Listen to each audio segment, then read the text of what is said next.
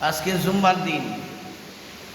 যদি কোনো ব্যক্তি সর্বপ্রথম মসজিদের মধ্যে আসে, তার আমল নামার মধ্যে একটা উট কুরবানির সব লেখা হয়ে যায়। সুবহানাল্লাহ।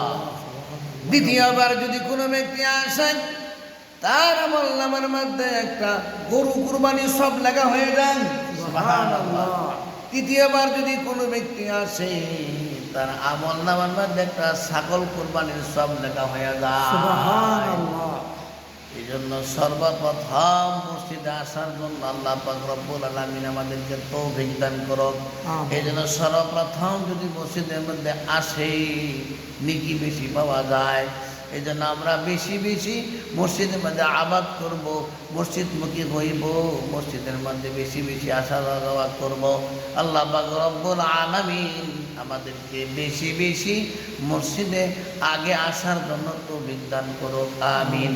হযরত আবু বকর সিদ্দিক রাদিয়াল্লাহু তাআলা আনহু সবার আগে মসজিদের মধ্যে আসতেন, আবার সবার শেষে মসজিদের মধ্যে থেকে চলে যাইতেন। এই জন্য আমার ভাইয়েরা, আমরা কি করব? আল্লাহ করে মসজিদে বেশি বেশি আমার জন্য তৌফিক দান করুক আল্লাহ। সকলে বলেন আমিন। আমিন। আল্লাহুম্মা। আসসালামু আলাইকুম ওয়া রাহমাতুল্লাহি ওয়া বারাকাতুহু।